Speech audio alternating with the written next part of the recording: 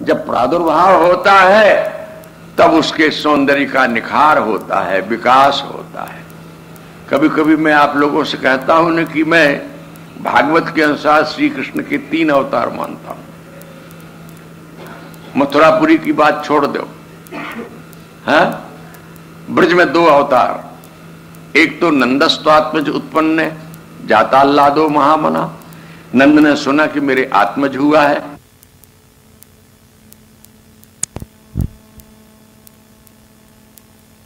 वाणियों में, पुराणों में भगवान वेद व्यास अंतर और बाह्य दोनों की संधि मिलाकर के मथुरा और ब्रज के संबंधों को कायम कर देते हैं, क्योंकि यह सरल हो जाता है समझने में, इतिहास समझ में आ जाता है, चरित्र समझ में आ जाता है, पर लीला समझ में नहीं आती है।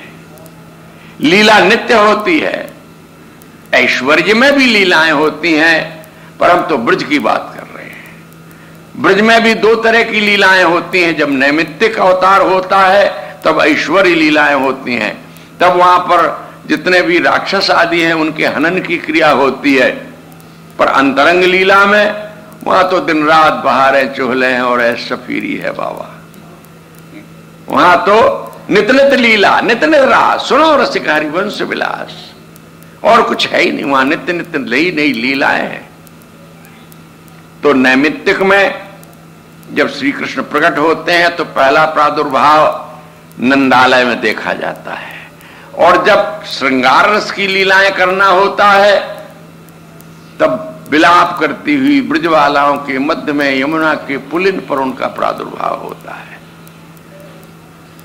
नैमित्तिक लीलाओं का वहां से अनुसंधान किया जहां भगवान के मन में इच्छा होती है वृंदावन के नित्य वैभव का दर्शन करके कि मैं ब्रजवालाओं के साथ रमण करूं, तब बंशी हाथ में लेते हैं और करकमलिनी जोग माया सी मुरली।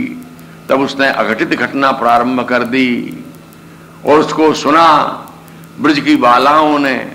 निशम्य गीतम तदनंग वर्धनम, वो अनंग वर्धन करने वाला था वो वेणुवादन। अनंग का अर्थ है यस्यानि अंगानि न इति अनंगहा, जिसके हाथ पांव अंग नहीं है उसका नाम अनंग है। शिव जी के शाप से जो काम स्मर मदन अनंग हो गया है, मूल रूप तो उसका अनंग माने प्रेम है। प्रेम की भी हाथ पांव नहीं होते हैं, ये भी हृदय में व्याप्त होता है। भक्त लोगों ने अपनी भावना ने कहा कि प्रकट प्रेम को रूप धर श्री हरिवंश उदार। एक विशेष रूप में, आचार्य रूप में प्रेम मानो मूर्तिमान हो गया, क्योंकि उसके अंतर में प्रेम, चिंतन में प्रेम, दर्शन में प्रेम। हरिवंश जी ने प्रेम के सिवाय और कुछ गाया नहीं। प्रेम की आसक्तता श्री गोसाई जी ने गाई और सबन मिश्रित गाई। बात समझाने में इधर उधर हो जाती है, समझना वही है। ध्यान को केंद्रित करके श्रवण करने का कष्ट करें। जब वेणु का वादन हुआ, ये प्रेम का गान था। ब्रजवालाओं का आगमन हुआ, थोड़ा परीक्षा किया, हिला डुला के देखा कि क्या दाने हैं इनमें, घर की संसार की आसक्ति है कि नहीं। पाया ये पक्की हैं। झट उनकी गलमहियां देकर के यमुना पुलिन पर आ गए। थोड़ा और चेष्टाएं आगे बढ़ी, बस वहीं कहने में संकट पैदा होता है, क्योंकि इसको सुनने के लिए बड़ा कलेजा चाहिए। बाहु प्रसार परिरम्भ कराल कोरु नीवीस्तनाल वन नर्म नखाग्रपात शैल्यावलोक हस्तैर ब्रज सुंदरीणाम उत्तम भयन रतिपतिम रमयांचकार। ये तो भागवतकार भगवान वेदव्यास ही समर्थ हैं जो इन सधे हुए शब्दों में इसका गान कर रहे हैं, अथवा ये महानुभाव है और भी उन्मत्त होकर के बोल रहे हैं।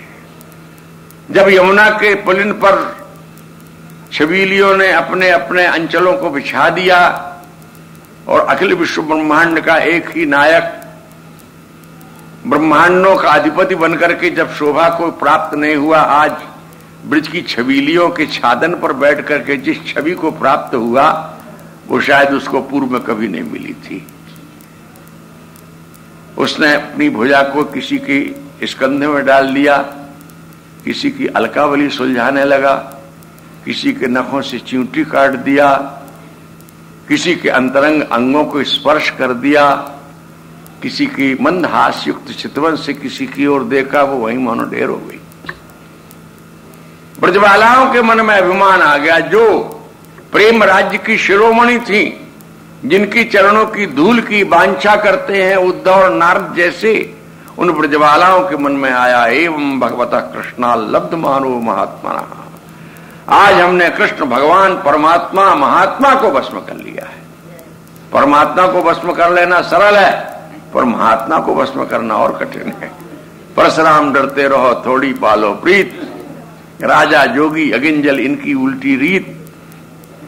ये तो जोगी हैं, उस महात्मा को योगेश्वरेश्वर कृष्ण। कृष्ण कोई सामान्य हस्ती नहीं है। पुराणों की दृष्टि से भी देखो तो ऐसी हस्ती तो न प्रकट हुई और शायद आगे हो कि ना हो। परिपूर्णतमं साक्षात भगवान गोकुलेश्वर योगेश्वरेश्वर कृष्ण। श्री कृष्ण योगेश्वरों के भी ईश्वर हैं। ऐसा योग का चमत्कार श्रृंगार नटवर बबू धारण करके किसी योगी ने दिखाया हो तो बताओ।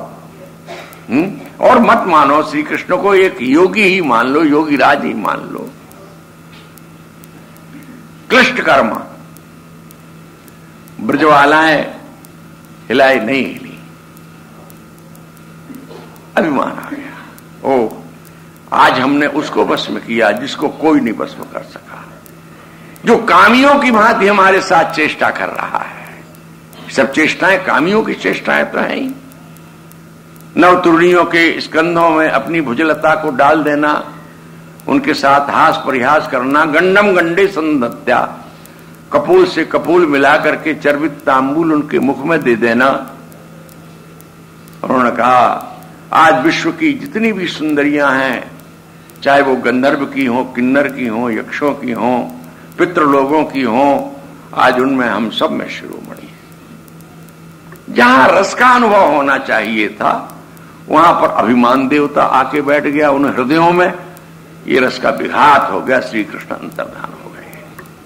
दो उद्देश्य थे, एक तो उनके अभिमान का दमन करना, शमन करना, और उनको रस की अधिकार नहीं बनना।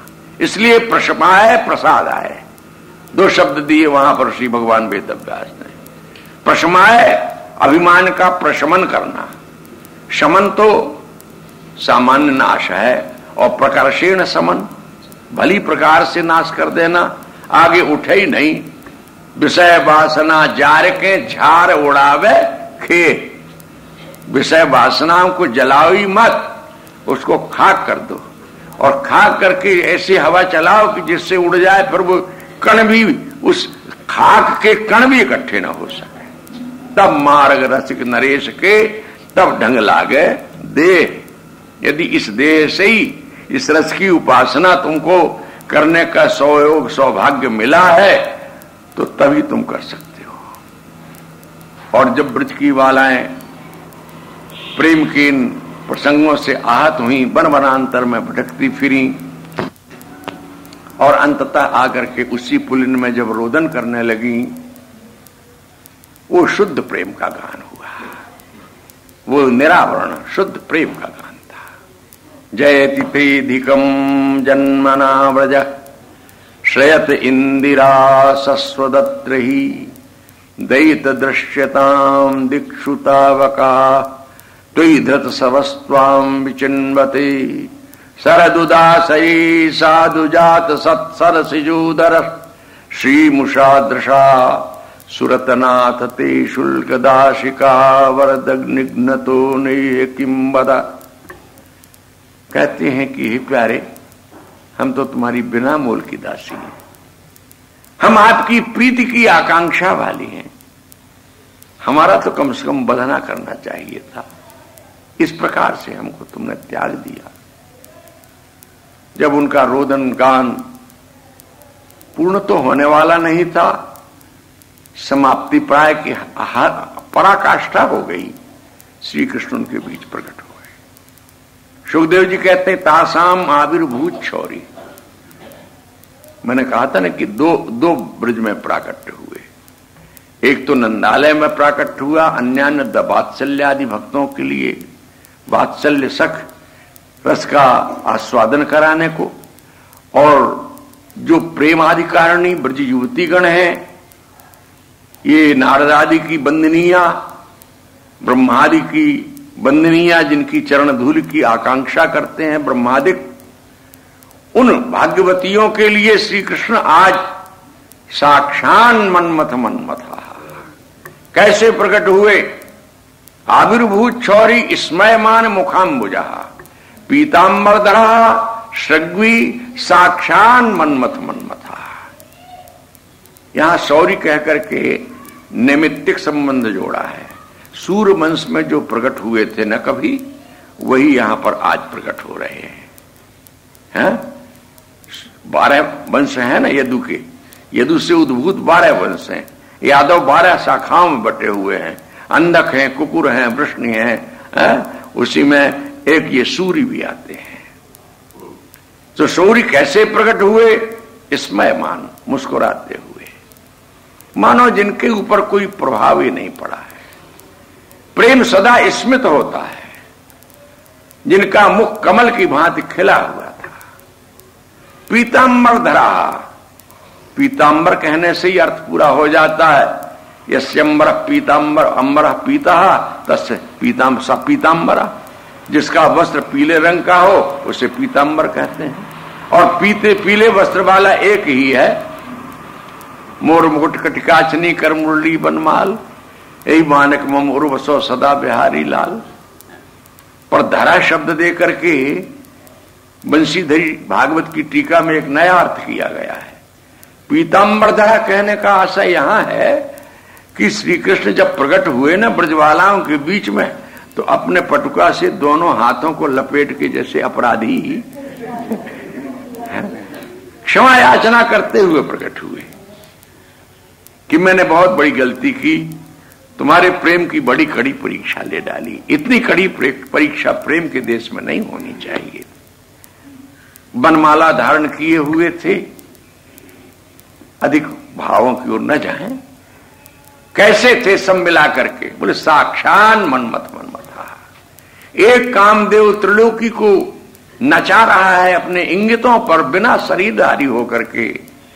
आज तो ऐसे ऐसे कामदेवों को भी नचाने वाला, भस्मसात कर देने वाला, कामदेवों को भी विमोहित कर देने वाला कामदेव साक्षात मूर्तिमान होकर के प्रकट हुआ है। वृंदाटवी प्रकट मन्मथ कोटि मूर्ति। नैमित्तिक में भी नित्य की तो बात और भी बड़ी विलक्षण है। ये सौंदर्य के सोपान बना रहे हैं।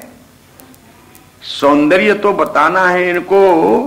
कुंभद्वयम स्मर मनो वृषभानुपुत्र्या।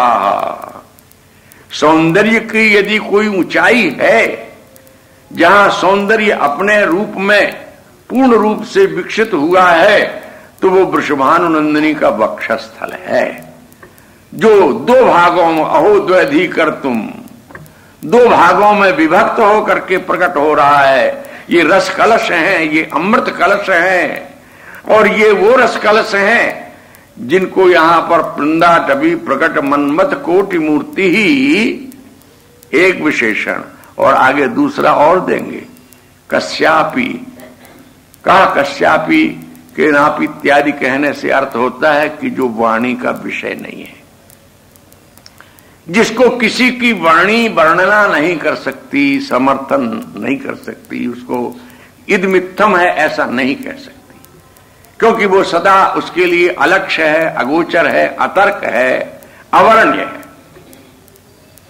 इन शब्दों का संस्कृत साहित्य में तभी प्रयोग किया जाता है जब वाणीकार अपनी वाणी को, अपने मन को, अपनी बुद्धि को, अपनी विवेचना शक्ति को सर्वथैव असमर्थ पाता है, तब वो कह देता है कश्चन घनाश्चर्य किशोरी मणि।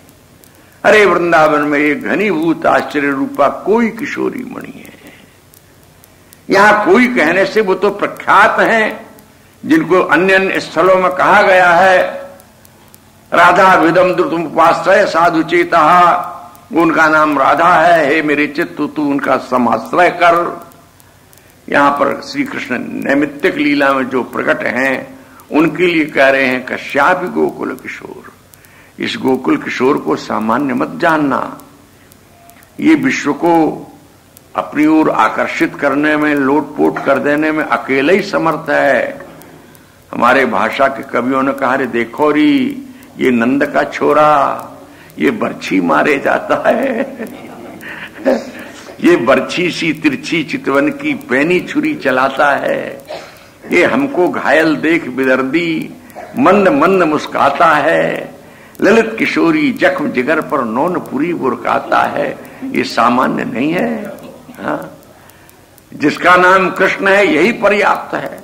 कर्षयतीति कृष्ण। एक भक्त कवि ने कहा, ये मोर का पंखा पहने हुए है, धारण किए हुए मणि और नगों के, हीरों के, जवाहरातों के, मूल्यवान स्वर्ण के, कुछ नहीं बोले, इनकी कोई कीमत नहीं। ये मोर पंख से ही सबको परास्त करता है। ये मोर पंख का हिलना जानते हो क्या है? ये मोर पंख सर हिले डुले कर पुत्री लो अति बरजय, अरे यहां रूप कह दरियाओ आओ जिन नाव धर्म की लर्जय। वल्लभ रसिक जी कहते हैं, ये मोर पंख, इसमें आंख होती है ना, आंख का एक आकार होता है। ये मोर पंख हिल हिल करके तुमको मना करता है, और कहीं जाओ अपना भला चाहते हो तो ये मोर पंखधारी के पास मत आना। हाँ? ये इसका हाथ हिल रहा है, मोर पंख सिर हिले डुले कर, और उसकी आंखों के इशारे से मना करता है, किधर मत आना। क्यों? बोले यहां रूप कहर दरियाओ, यहां पर रूप का एक तूफानी समुद्र है जिसमें सबकी धर्म की नैया डूब जाती है। लोग धर्म को संभालते हैं, बोले ये वो रूप है जहां धर्म की नैया डूब जाती है। ब्रजबालाओं को जो धर्म का उपदेश दिया श्री कृष्ण ने, तो ब्रजबालाओं ने कहा, रे जग में को सुन धर्म में भर में धर्म आगे को है। ये धर्म धर्म तो तुमने सिखाया, पर अब ये तो बताओ इस धर्म का फल क्या है। तो श्री कृष्ण स्वयं लज्जित हो गए, क्योंकि धर्म के फल तो वही है? हमने तो ये सुना था कि कर्म करने पर धर्म होता है, और धर्म करने पर ईश्वर की प्राप्ति होती है, और फिर धर्म का जो फल ईश्वर आप हैं, वही फिर हमको कर्म का पाठ सिखाने लगे। ये बड़ी उल्टी बात हो गई। पाठशाला पढ़ाई करके एमए की डिग्री प्राप्त किया, और वो डिग्री के बाद ये फल मिला कि फिर कक्का की फिर पढ़ने लग जाओ। तो ये तो हमने कहीं सुनी नहीं थी बात। तो यहां प्रकार भेद से व्याजोक्ति में श्री कृष्ण के रूप का वर्णन किया गया। वो रूप कहर दरियाओ बेसर भुजा सिकंदरी, कहत न आओ न आओ, आशिक इश्क जहाज दिल रूप कहर दरियाओ। किसी समुद्र में एक ऐसी भंवर पड़ती थी जिसमें कोई भी जहाज, कोई भी नौका जो व्यापारियों की जाती थी अथवा समुद्र पार करके, उस दिनों में ये प्लेन तो था नहीं, जहाजों से ही व्यापार होता था, आवागमन के मार्ग बनते थे। तो एक ऐसा समुद्र था कहर दरियाओ, जिसमें प्रत्येक का जहाज जाके डूब जाता था, उसकी चपेट में आ जाए। शायद आप लोग यदि जलों में गए हों, डूबा नहाया हो कहीं किसी गंगा आदि की धार में। मुझे तो मौका पड़ा एक बार, स्वामी अखंडानंद जी महाराज के साथ उनके हम जन्मभूमि पर गए। स्वामी स्वरूपानंद जी बड़े अच्छे तैराक, जो आजकल जगत गुरु के रूप में है, और हम भी नर्मदा तटवासी होने के कारण तैरना वैरना हम भी जानते थे।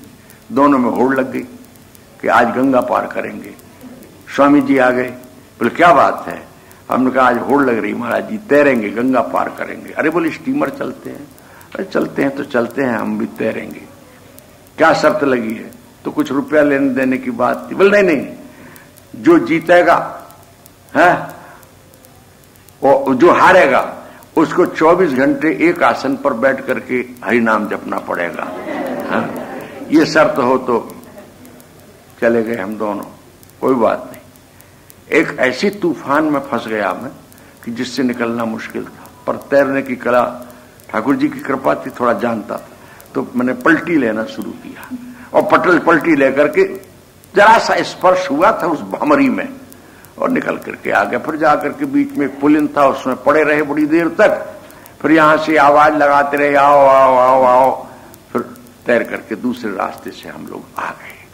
तो वो जो तूफान सा पैदा होता है, एक भंवरी पैदा होती, जमुना जी में बहुत होती हैं, प्रतिवर्ष यहां 1, 2, 4 लोग मरते हैं उनमें डूब डूब करके। तो वो जो भ्रमर जल में पड़ती है भंवरी, वही कहर दरियाव है। एक किसी बादशाह का जहाज डूब गया, उसने कहा मेरा डूब गया सो डूब गया, अब पर यहां का प्रबंध ऐसा करना चाहिए जिससे कि आगे कोई जहाज यहां डूबने न पावे। तो उसने वहां पर समुद्र में एक स्तंभ बनवाया और एक ऐसा हाथ बनवा दिया जैसे सिग्नल होता है ना रेलगाड़ियों को रोकने और आने जाने का आदेश देने वाला संकेत, तो ऐसे हाथ का एक सिग्नल बनवा दिया। तो वो हिल हिल करके वो भुजा ये कहती थी कि वापस इधर मत आना, वापस हो जाओ, वो यूं हिलती थी। तो उस रूपक को यहां पर ठाकुर की बेसर के साथ उपमा दी है एक कवि ने, कि बेसर भुजा सुकंदरी। लाल जी के नासिकाग्र भाग में जो नासा मौक्तिक बेसर जो पवन श्वास के साथ में हिल हिल करके एक छवि उत्पन्न करता है, इसको तो ये मान लो कि सिकंदर ने जो जहाज को रोकने के लिए एक भुजा लगवाई थी, वही ये बेसर है। तो यहां डूबने के लिए समुद्र क्या है, तो बोलिए रूप कहर दरियाओ। ये बेसर जिसने धारण कर रखी है उसका रूप ही तूफानी समुद्र है।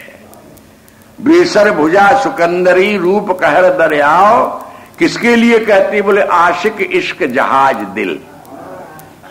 प्रेमी का जो प्रेममय जहाज रूपी हृदय है, जो इस रूप को लादने लेने के लिए आगे बढ़ रहा है, वो आशिक इश्क जहाज दिल रूप कहर दरियाओ, बेसर भुजा सिकंदरी कहत न आओ न आओ न आओ, इस ओर मत आओ, इस ओर मत आओ।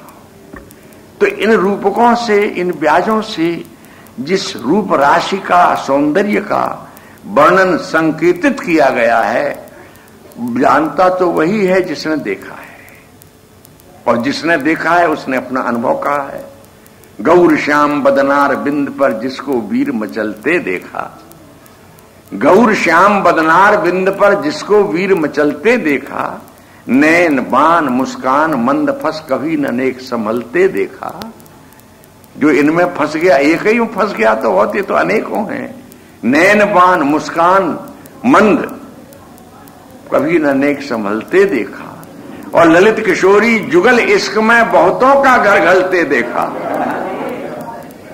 पर डूबा प्रेम सिंधु का कोई हमने नहीं उछलते देखा। इस प्रेम समुद्र का डूबा हुआ फिर उछलता नहीं है। तो ये प्रथम पक्ष में वृंदाटवी प्रकट मन्मथ कोटि मूर्ते कश्यापि गोकुल किशोर निशाकरस्य। अभी तो गोकुल किशोर निशाकर की बात बाकी रह गई, समय जवाब दे रहा है, इसलिए यहीं पर विश्राम देंगे। कल की वार्ता का। श्री राधा वल्लभ लाल। जय राधे जय राधे राधे जय राधे जय श्री राधे। जय राधे जय राधे राधे जय राधे जय श्री राधे।